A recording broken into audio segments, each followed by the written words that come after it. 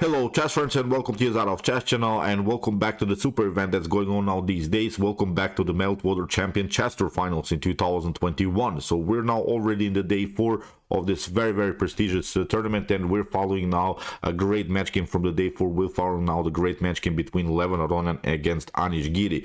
I followed now many great games and I've decided to cover this one. I hope you don't mind, because this game, the game 4 from the day 4 between Aronian and Giri, was in my opinion really incredible, as you witnessed really a tough and a strong battle in the middle game with the 2 bishops versus 2 bishop middle game, where the pawn structure was really a bit static, and then one player decided to sacrifice the rook for the exchange. So I really had my problems to decide which game I'm going to cover today. I hope you don't mind, because in my opinion this was simply one of the best games from the day 4. So let's check out now what happened, and then in the end we're going to reveal also a little bit the results after 4 rounds. So here Levon Aronian played with the white pieces. Before the game 4 the result was equal here, Levon Aronian with the white pieces and Anish Giri with the black pieces. So we have here d4 by Levon, we have d5, c4, queen's gambit, we have e6, queen's gambit decline, and after move knight to f3 we have now this triangle system, or sometimes it's also called this accelerated semi-Slav setup.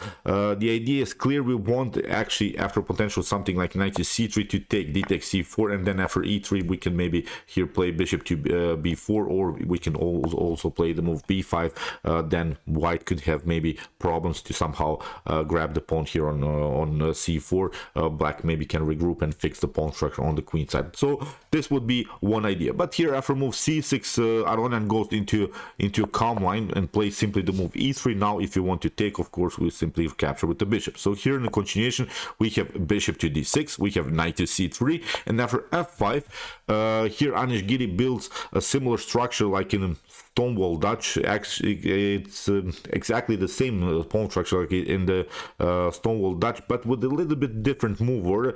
And I like now, I think here Levon Aronian's approach, because the main goal for both sides in the Stonewall Dutch systems is to occupy the e5 square here from white's perspective, and from black's perspective of course to occupy the e4 square. So that's why Levon Aronian does it immediately. He plays knight to e5, and he's saying here to Anish Giri, if you want to give up your dark square bishop, because the dark square bishop is actually the best minor piece of black's, if you want to give it up for the knight you can make the decision, but I'm going to fix the knight here and I'm going to play even f4 in a couple more moves. So if you want to give it up, but then you can face maybe really some dark square problems all over the board. So Anish Giri didn't take it out. He played simply knight to f6, because if you take, okay, the pawn structure is doubled, but now with f4, as we said, b3, bishop to a3 and similar stuff, this is now I think a simple target for white. White could have really a pleasant game. So knight to e5, we have knight to f6, bishop to e2, castling also by Aronian,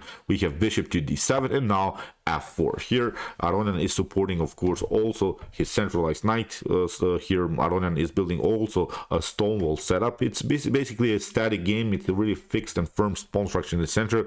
Now it's really hard to break the position. It's really hard to create dynamics because the pawn structure in the center is simply immobile. So here after move f4 we have bishop to e8, bishop to d2, because both players have one problem. The black's problem is of course the light square bishop, which is blocked out by its own pawns here by the pawn structure f5, e6 and d5. So that's why many times in the Stonewall Dutch pawn structure you see this maneuver by the light square bishop, and here Levon Aronian does the same. He plays bishop to d2, he wants to play bishop to e1, and then he wants also to develop his bad bishop sort of, because his bishop is blocked out by this pawn structure e3, f4 and d4. Then he wants to bring his bishop simply on h4, improve simply the bishop's activity. So this is normal stuff. These maneuvers are very common in these types of structures. After move bishop to d2, knight from b to d7, pardon me, sorry, and after knight from b to d7 we have now bishop to e1, and now a5, because the pawn structure is getting more and more static. Here with the move a5 Anish Giri is announcing that he wants to really the pawn structure to be even more close, because in one particular moment white could try maybe something like a3 and then b4 and then breakthrough with the move b5. That could be the only way maybe to create further dynamics to maybe somehow open the position. So that's why with the move a5 here Anish Giri is preventing some a3 b4 ideas of white. So here rook to c1, we have now knight to e4. Anish Giri is also cementing his knight on a very good place. Here we have knight takes e4, we have d takes e4, and now c5, bishop to e7, and now queen to b3. So at least in these types of structures, what you have to do, of course, is to get some kind of an activity. With queen to b3, it's an obvious target now, the weak e6 square, so that's why here in the continuation we have knight to e5, we have d takes e5, and now you have to cover, of course, queen to c8. This wasn't an opportunity, of course, for white. Queen takes e6 is not an opportunity, as black can always cover with knight to f7. So that's why after move knight takes e5, we have d takes e5, queen to c8, and now bishop to g3. Here, Levon Aronian at least developed the Arco bishop somewhere. It's not the best piece, of course, on the board. What we can notice still, it's also not a good piece here by Anish Giri, but there is now a clear target here in black's camp. What we can notice now, what Levon Aronian has gained here with the move bishop to g3 is a rook connection, and that's actually now the main issue of Anish Giri. Anish Giri has not connected his rook, has not competed here so far on the d file, and that's exactly what here Levon Aronian will do. Will try to occupy the d file, and he's targeting now the d6 square, which is of course protected by the dark square bishop. But what here Aronian will try to do is simply to fix the position around the square d6 by giving up now the rook for the bishop, which was, I think, a very wild idea. Here after move h6, Anish Giri is preparing now a g5 pawn breakthrough. We have rook to d1, and after king to h7, finally rook to d6. Brilliant exchange sacrifice here by Levon Aronian. He's really teasing here Anish Giri, because if you want to take bishop takes d6, then here e takes d6, at least what white has created here is a supported pass pawn. And we can notice now still white is continuing the game with the bishop pair, which is now suddenly much better. It's at least activated somehow. Now the bishop can play on h4. This bishop is perfectly fine, can also always attack maybe the e6 weakness. On the other hand, black is simply continuing the game with a bad light square bishop. So it's a good compensation. The engine gives here equal chances for both sides, but in my opinion, it's even slightly easier here to play the position from white's perspective, especially when you face here this supported pass pawn like this. It's very unpleasant to play. So after move rook to d6, first Anish Giri didn't decide to take out the rook. He played bishop to f7. We have now a4, and now finally bishop takes d6. Here c takes d6 was played by Aronian, and he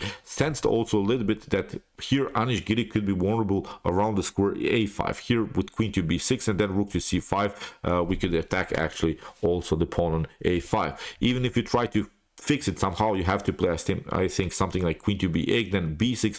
It's a long run, but still, even if you play b6, then of course your c6 is weakness. So that's why it's very hard now for black to defend this position on the queen side. So here in the continuation, we have rook to g8. The only way that black can make some kind of a counterplay here is of course by opening the g file, opening somehow the position for the rooks, because the rooks need open files, and that's actually the only file that maybe here black can attack in the continuation of the game. So queen to b6, now comes the plan of Aronian. After g5, rook to c5, rook to g7, and finally rook takes a5.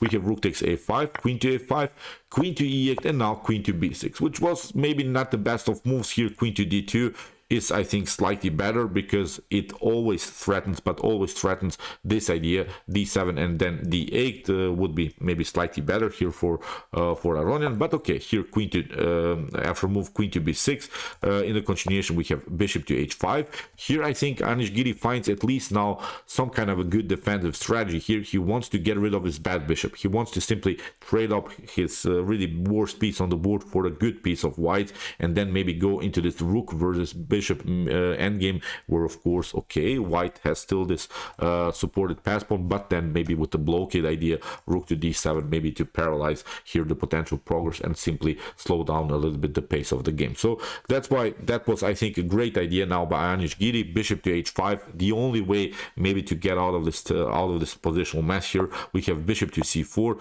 bishop to d1, and now b3. Here bishop to c2, with ideas to play simply now finally bishop to d3.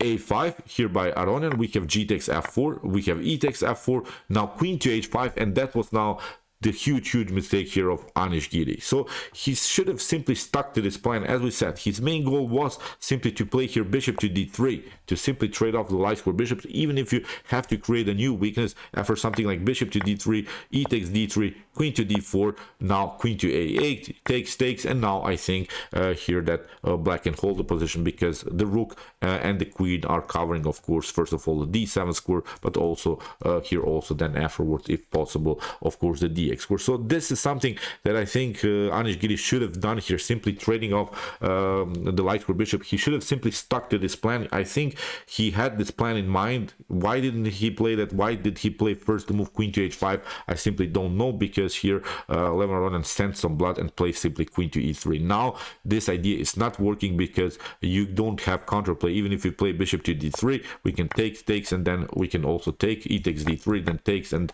now it's a whole different story because you didn't take out this pawn. That's now the main issue. And now in the continuation we'll simply play bishop to f2, bishop to b6, and try maybe here to push the pawns. Then d7 and d8 are serious problems. So as said, something went wrong for Anish. He should have simply stuck to this plan that he created. It was a brilliant plan how to activate the light square bishop, how to play this very nice bishop maneuver, try to trade it off even on d3, but here Anish Giri lost this concept after move queen to h5, here queen to e3. We have now queen to d1, not a problem still.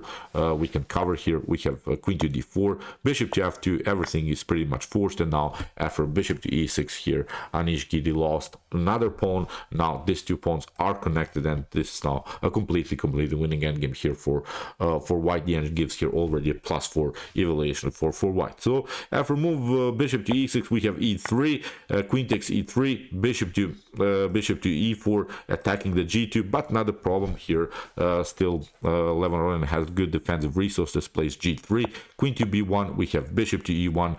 Great way how here Levon Aronian is protecting the position. We have queen to d1, bishop to c4, h5, here queen to e2, trying to trade off the pieces. Again, king to f1, not a problem. Everything is pretty much glued together. Queen to d2, queen takes d2, bishop to d2, h4, e6, simply pushing the pawn further, h takes g3, and after h takes g3 in this position, Anish Giri resigned. These two connected pawns are simply too much to handle with the support of the bishop pair.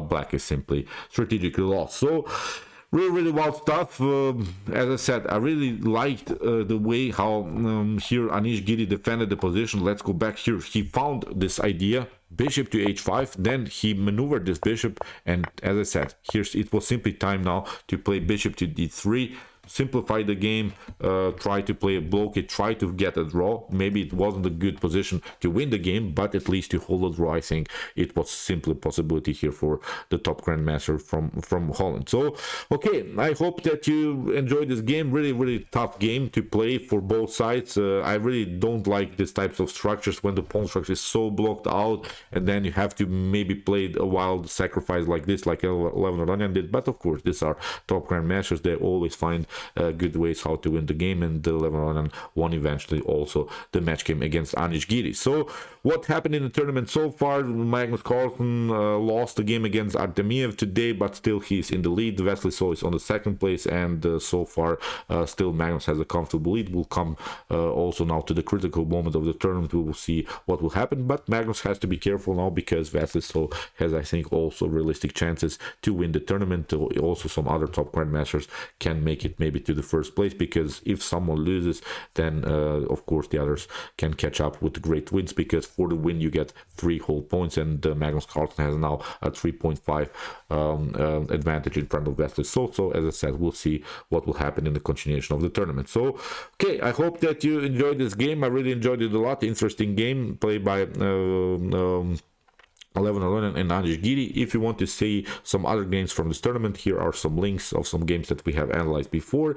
And if you want to see maybe the top games played by top engines, check out my commented chess games played by computer series with some great games played by Stockfish, Alpha Zero, Lila Zero, and many more. And if you like this content, don't forget to subscribe to my channel. See you soon with some more videos, and chess is the best, of course.